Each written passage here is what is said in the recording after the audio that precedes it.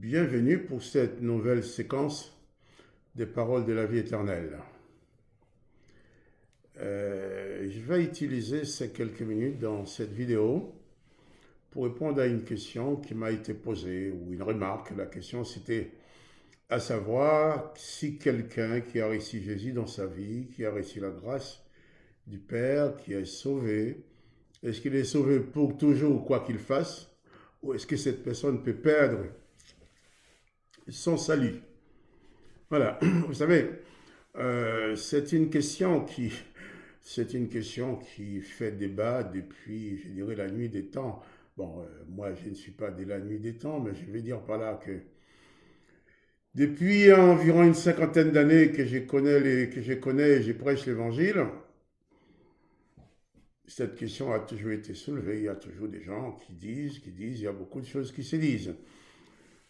C'est pour dire d'abord que l'important, c'est pas de pouvoir avoir raison ou de ne pas avoir raison dans cette situation, sur cette question, mais c'est de savoir seulement que dit la parole de Dieu. L'essentiel pour nous, c'est de savoir comment rester attaché à Jésus-Christ. D'ailleurs, Jésus dit, Dieu a tant aimé le monde qu'il a donné son Fils unique, afin que quiconque croit en lui ne périsse point, mais qu'il ait la vie éternelle. Mais, c'est même Jésus dit aussi que celui qui a reçu la grâce, celui qui le connaît, celui qui veut marcher avec lui, doit aussi persévérer dans la marche avec lui, persévérer dans la grâce que tu as reçue. Dans Matthieu chapitre 24, au verset 24, et aussi dans d'autres versets, Jésus-Christ dit que celui qui persévérera jusqu'à la fin, c'est celui-là qui sera sauvé. Cela sous-entend que celui qui ne persévérera pas jusqu'à la fin, eh bien, il ne sera pas sauvé. Celui qui persévérera sera sauvé. Et dans Luc 9, versets 57 à 60, il y a un passage où quelqu'un est venu voir Jésus pour dire, écoutez, Seigneur, je vais bien te suivre, mais il faut me laisser le temps d'aller ensevelir mes parents, aller ensevelir mon père, et je reviendrai pour te suivre. Jésus va lui dire, laisse les morts enterrer les morts, mais toi, va annoncer le royaume de Dieu. Va annoncer le royaume de Dieu. Donc, le salut, Jésus ne nous sauve pas pour que nous restions immobiles, pour que nous disions, bon, je suis sauvé, je vais mener ma petite vie, je fais tout ce que je veux, je suis sauvé pour l'éternité.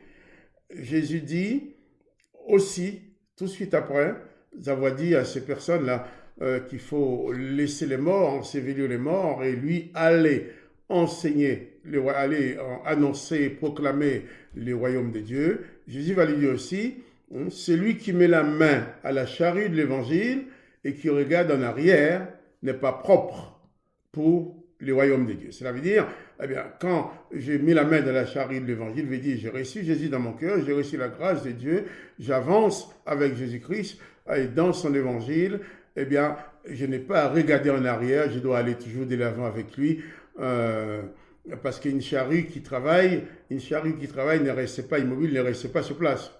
La charrue est tirée par des animaux, aujourd'hui pas des tracteurs, mais la charrue avance. Donc, si tu reçois Jésus dans ta vie, tu as reçu l'évangile, tu as reçu la grâce, tu dois avancer, toujours avancer avec Christ dans cette grâce-là. Si tu ne veux plus avancer, tu restes, eh bien, dans l'évangile, quand on n'avance pas, on recule. On dit, bon, je reste sur place, il n'y a pas de sur place. Parce que les temps que tu restes sur place, c'est du temps perdu, tu dois annoncer le royaume de Dieu. Donc, il y a beaucoup d'autres passages, par exemple dans Matthieu 7, à partir du verset 21, Jésus va dire, ce ne sont pas tous ceux qui disent Seigneur, Seigneur, Seigneur qui seront sauvés, mais seulement ceux qui font la volonté du Père qui est dans les cieux. Donc, c'est pas parce que quelqu'un va dire Seigneur, Seigneur toute la journée qu'il va sauver. Il faut dire, oui, il faut invoquer le Seigneur. Il faut dire Seigneur, mais en disant Seigneur, il faut reconnaître un Seigneur, c'est quelqu'un qui donne des ordres. Donc, je dois marcher selon la volonté de mon Seigneur. Ben, Jésus me dit même qu'il y a beaucoup qui vont lui dire, Seigneur, nous avons guéri des malades en ton nom, nous avons accompli des miracles en ton nom. Et Jésus va leur dire, retirez-vous de moi, vous qui commettez l'iniquité, car en vérité, je ne vous ai jamais connu. Ce qui m'amène à dire que ce n'est pas parce que quelqu'un va faire des miracles, va faire des choses, va faire ci, va faire ça, qu'il faut dire qu'il est sauvé, qu'il faut dire qu'il est en Christ. Parce que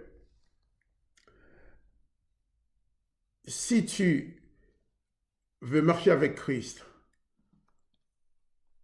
bien sûr, Jésus a dit que les miracles accompagneront ceux qui ont cru. Mais reconnaissons aujourd'hui, dans notre monde, tous les miracles qui sont accomplis ne sont pas des dieux. Il y a d'autres puissances qui font des miracles aussi.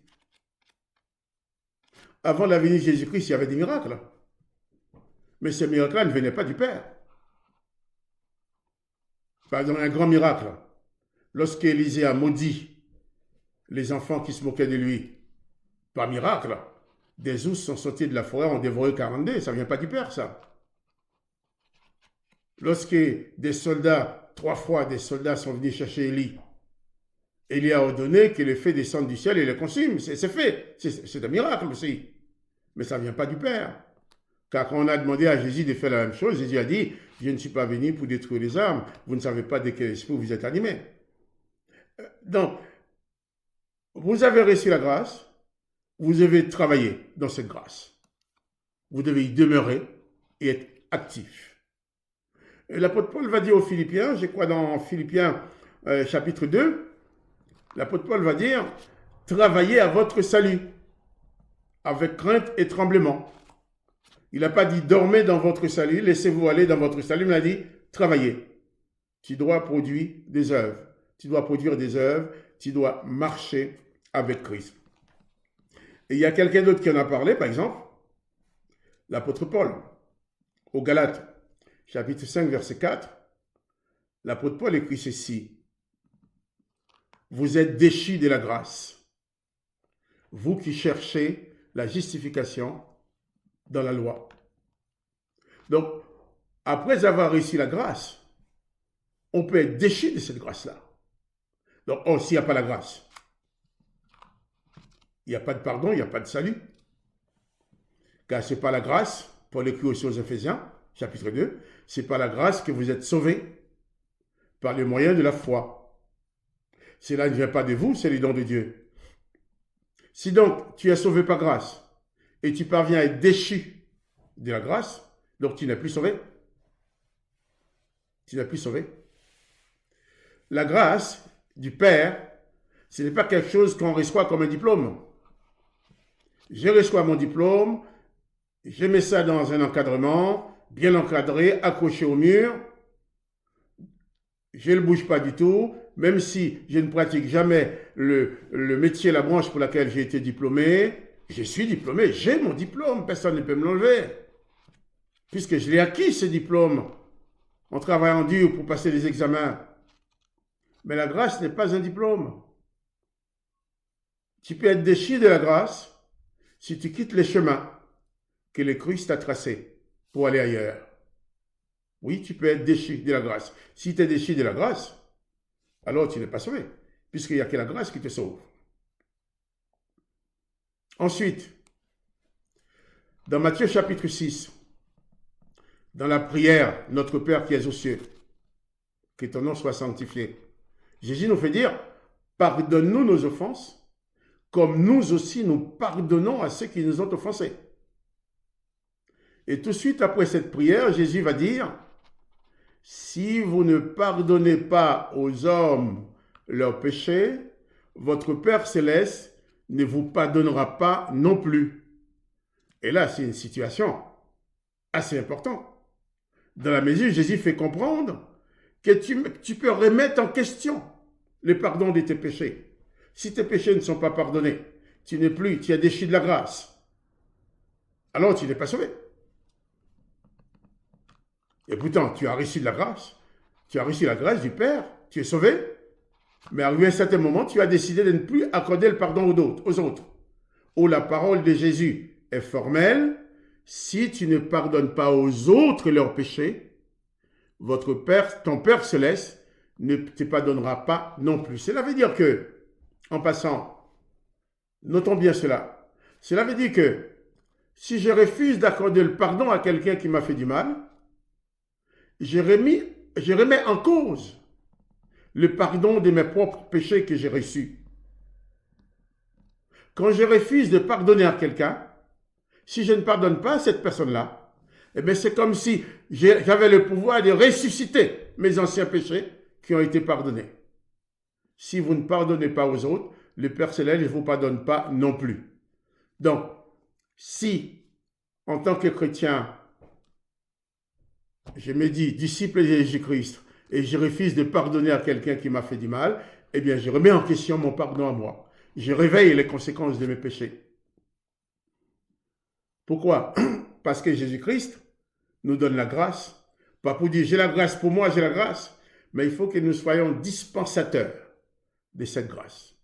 La grâce que nous avons reçue doit nous permettre de faire grâce aux autres, doit nous permettre aussi d'aller annoncer les royaumes. Comme Jésus dit à cet homme-là, laissez les morts enterrer les morts, mais toi, va annoncer le royaume de Dieu. Donc, prenez besoin d'établir des longues discussions pour savoir est-ce que je peux perdre mon salut, est-ce que je peux pas, est-ce que je ne veux pas. Ce qu'il faut savoir, c'est que Jésus te sauve. Il te fait grâce pour que tu fasses grâce aux autres. Tu es sauvé par la grâce, par le moyen de la foi, mais pas par le moyen des œuvres, excusez-moi.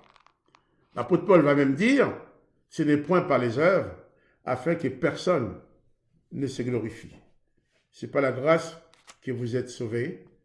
Vous avez reçu grâce du Père, vous faites grâce aux autres. Mais si vous ne faites pas grâce aux autres, vous êtes déchus de la grâce, si vous ne pardonnez pas. Et si vous voulez aussi aller essayer de vous justifier dans les lois et les ordonnances de l'Ancien Testament, là aussi vous êtes déchus de la grâce.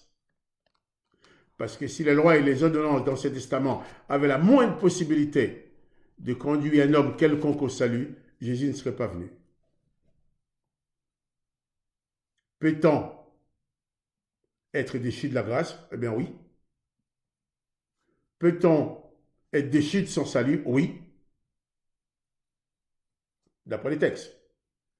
Celui seul qui persévérera jusqu'à la fin sera sauvé. Et Paul écrit, vous êtes déchus de la grâce, vous qui cherchez la justification dans la loi. Et Jésus dit, celui qui met la main à la charrue de l'évangile et qui regarde en arrière n'est pas propre pour le royaume de Dieu. Et Jésus dit aussi, c'est pas ceux qui disent Seigneur, Seigneur qui seront sauvés, mais ceux qui font la volonté du Père. Jésus-Christ va me dire, dans Matthieu 24, il y a même des prophètes, des faux prophètes qui vont venir, qui vont faire des miracles, des grands miracles, au point de séduire même les élus si c'était possible. Mais Jésus dit qu'il ne faut pas les suivre. On reconnaît l'arbre à ses fruits. On reconnaît l'arbre à ses fruits. Tu es dans le salut, tu peux demeurer dans ton salut. Demeurer dans ton salut, c'est demeurer dans la grâce du Christ. Parce que la grâce n'est pas une licence pour faire n'importe quoi. Pour dire, j'ai reçu la grâce, moi je suis sauvé, maintenant je peux vivre comme je veux, je suis sauvé. C'est faux.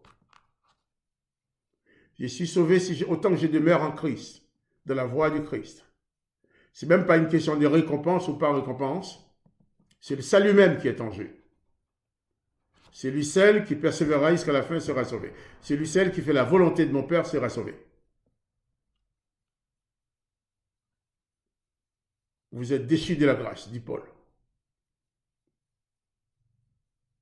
Donc, nous sommes là pour être sauvés. Jésus-Christ veut que nous soyons sauvés. Il ne veut pas que nous soyons perdus. Mais chacun a la responsabilité de son salut. Je ne suis pas responsable du salut de ma femme. Je ne peux pas être sauvé pour elle. Elle ne peut pas être sauvée pour moi.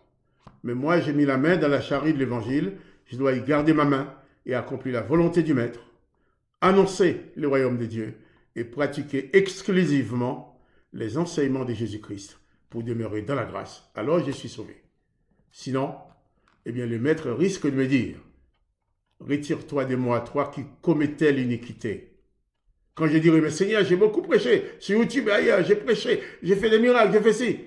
Eh bien, il me dira, retire-toi de moi, je ne t'ai jamais connu. Et c'est valable pour tout le monde. Tâchons de rester fidèles à Jésus-Christ, dans la persévérance, dans la grâce. Et c'est là la clé de notre salut. Ne faites pas de la grâce une licence pour faire n'importe quoi, en croyant que tu seras sauvé quoi qu'il arrive. C'est pas vrai, détrompez-vous. Tu n'es pas sauvé quoi qu'il arrive, d'après les textes que j'ai dit seulement.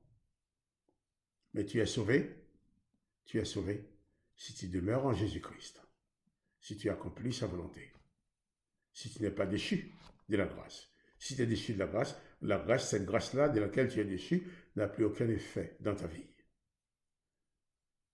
Eh bien, demeure dans la grâce du Christ, que sa paix soit avec toi, et je te dis à bientôt pour une nouvelle séquence des paroles de la vie éternelle. Envoie-moi tes questions. Je ferai tous mes efforts possibles pour te répondre. Allez, sois béni.